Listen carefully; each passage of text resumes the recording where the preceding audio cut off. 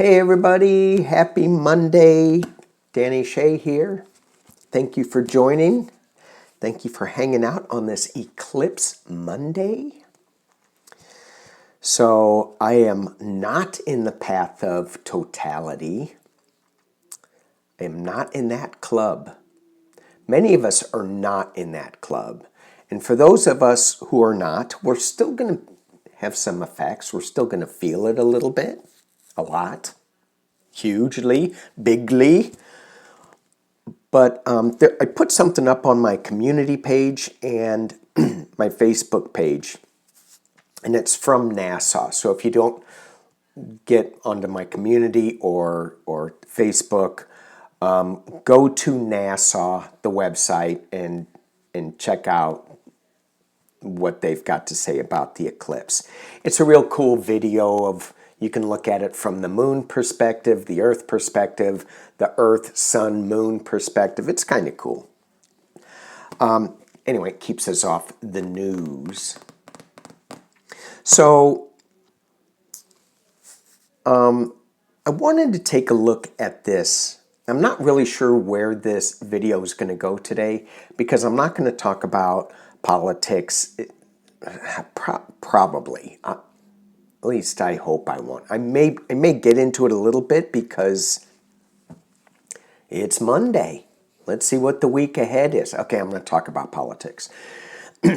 So Pumpkinhead is got so many things coming up this week that he's got to get going. This eclipse energy is going to reveal a lot of secrets, reveal a lot of things that were hidden before. So we're going to see some major stuff going on. Major stuff with major leaders, just not in the U.S., but in Russia, in England, maybe Israel. I think. I'm not an astrologer. I need to get my astrology done. I gotta call my big sis, Denise, and get her. It should be pretty easy for her since she's 3 hours older than I am. Denise Knight, yeah, her. So back to. I'm a little spacey, a little foggy. I don't know if it's the cold or if it's the eclipse or what. So thank you for bearing with me. So Pumpkinhead, he's got a lot of stuff going on, a lot of stuff that's going to be revealed, a lot of stuff that's going to be revealed with the Stormy Daniels case. And it's like, how are the evangelicals going to deal with that? Well, we forgive him. You know, he's here for a purpose. Yeah, he's here for a purpose to see how easy it is that we get sucked into that crazy energy. But anyway, what else is this eclipse energy going to let us see, expose for us? I can't believe I said expose when I'm talking about the Stormy Daniels case. See where my brain goes? When I get sick, it gets even worse. I get even sicker. So much is going to come out there. He's trying to stop it any way he can.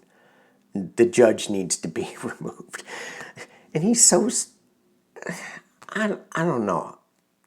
You know, I referenced songs. Jim Croce.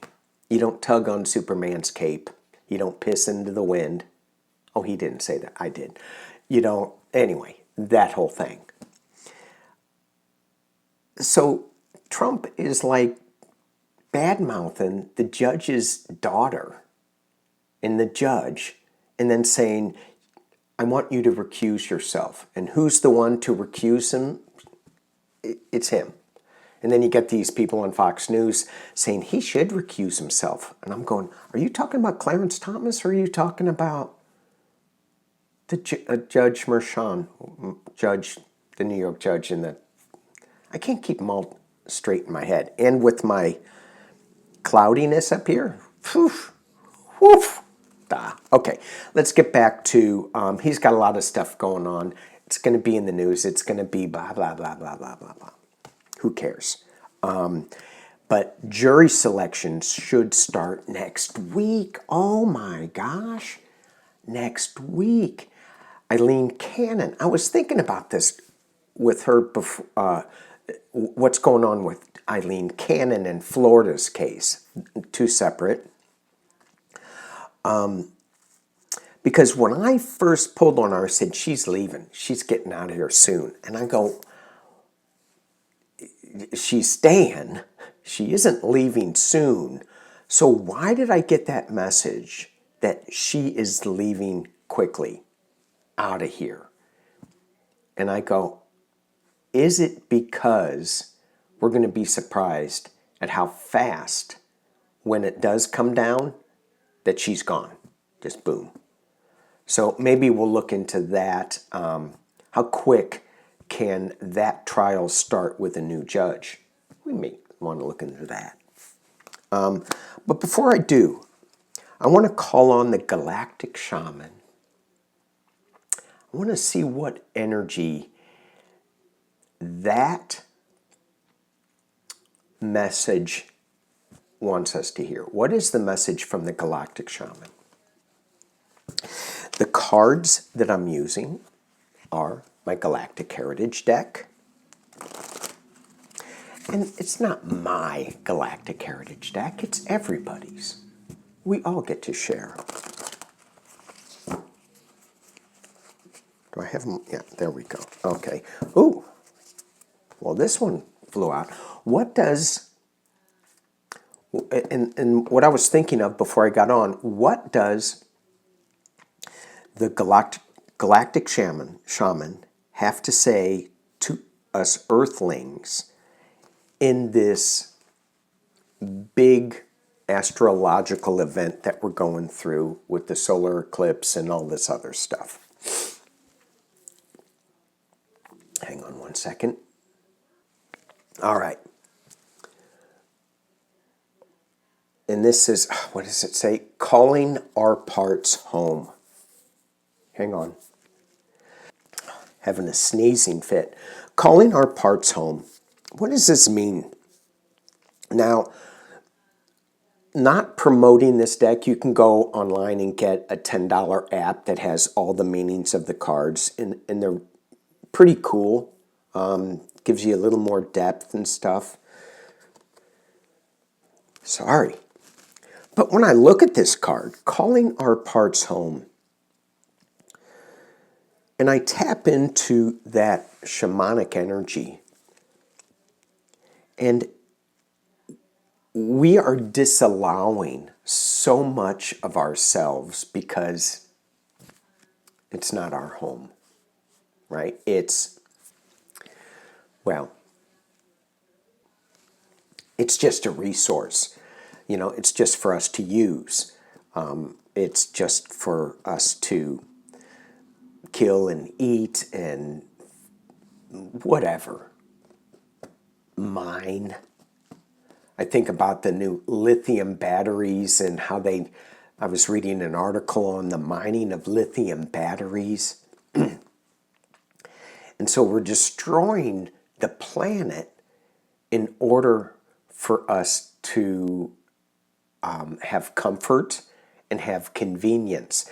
And the first time that I heard that we are destroying our planet for convenience, I thought about that, and it was all about when the K-Cups came out. And that coffee maker came out with these little plastic cups that were not biodegradable, that were not recyclable, that turtles like to eat, but they weren't very good for them. Now I think they make them in a different way so that they are recyclable. I don't know. It's just, to me, it was just mind-boggling. It's convenience, but it's destroying the planet. So what are we doing? We need to call our parts home. Every part is home. And you can see there's two hands up here that are kind of like giving a hug, like holding it tight to us. So it's, yeah, I'm going on and on and on. We need to be a little more respectful of the planet. I was reading an article, Heather Cox Richardson, I get an email from her. She's a historian. And she was talking about when Yellowstone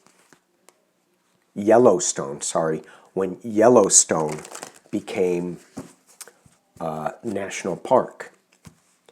And then Yosemite, but it was all because people were trying to go in there and mine and cut down trees and rob the earth of its natural beauty.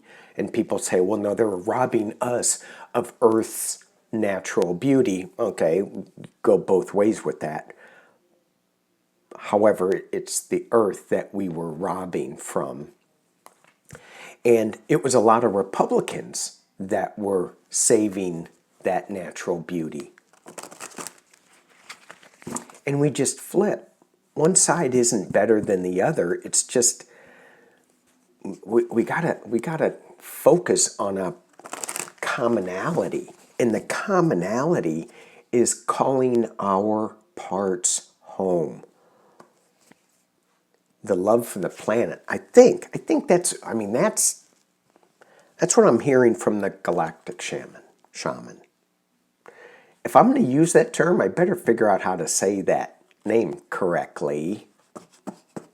Shaman. That's what my Louisiana friend calls it, shaman. It's not a shaman. It's a shaman. All right. Ooh. So, calling our parts home. The clarifier I get is creative communication. That was just what I was talking about with how we are protecting the planet from ourselves by setting up these national parks.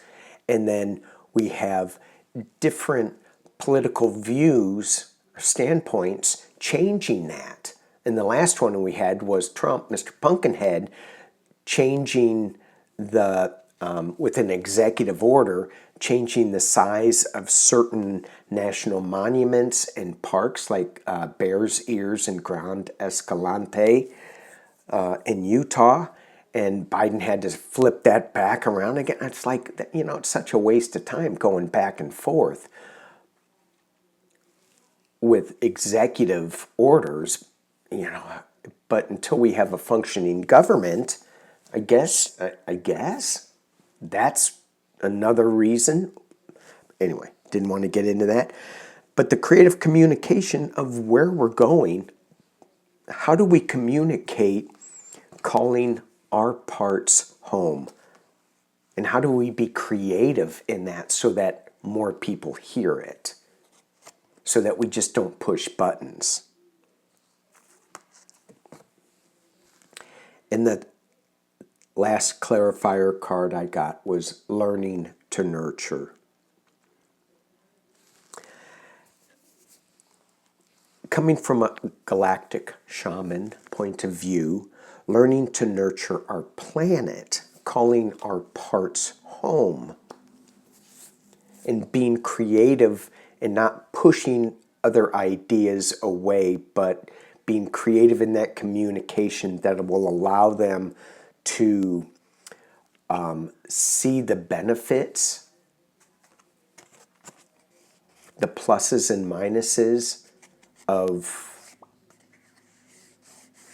how to protect our planet. Now, maybe it isn't the correct way to fence it off and make it a national park. It sounds like a good idea to me, but maybe that's not the best way. I mean, when I go camping and I go into these national parks and I go into the campgrounds, like Yosemite's pretty close to me. If you get up on a hillside and look over the valley where all the campers are, it's a mess. And it's full of smoke. So that can't be healthy. So there's, there's good and bad about everything that we're doing, but we need to nurture this place we call home. Ay, ay, ay, 15 minutes on that. Yes, 15 minutes on that. All right, let's get into, I want to look into,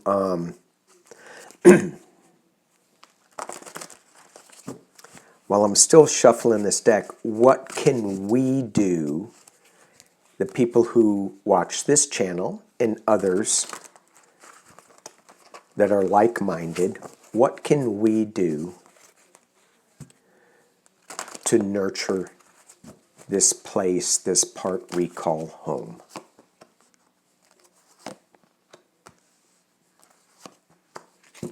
Wow, wow, wow, wow.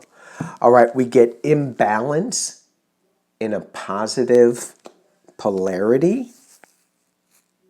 This is where I need to look at the card name, because that's imbalance in a positive polarity. When I talked about the setting up national parks, that's a good idea. That's really positive idea. That's great. But there's an imbalance there because of all the smoke in the Yosemite Valley and certain areas. Before they said that national parks, they were not going to allow forest fires.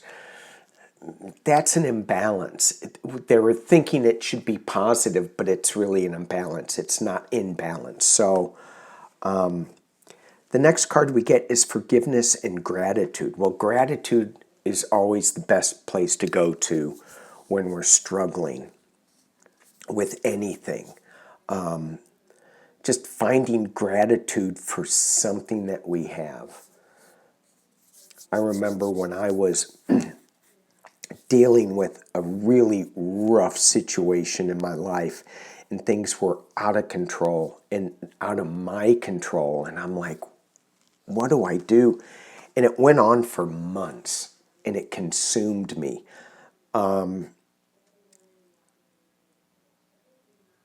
I remember using Abraham's CDs for meditation, and she was talking about gratitude, or Abraham was talking about gratitude, and I go, well, I don't have anything to be grateful for, which is stupid. And I have my stupid brain that I could be grateful for. No. And I found that I was grateful for my pillow. I mean, I was really grateful for my pillow. Some people don't have a pillow. Some people don't have a bed. And I go, I got a bed and a pillow. And then I have a house. So it kind of just spread, this gratitude.